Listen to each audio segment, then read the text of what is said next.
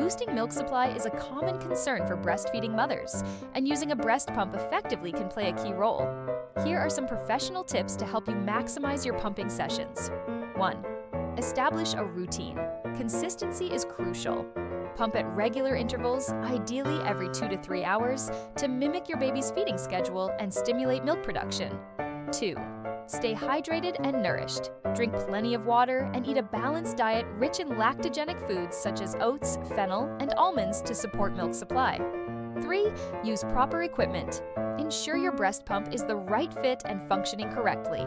A comfortable flange size and good suction are essential for efficient pumping.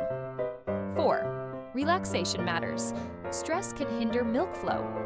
Create a calm environment while pumping, and consider using warm compresses or gentle breast massage to encourage letdown. With dedication and these strategies, you can optimize your milk supply effectively.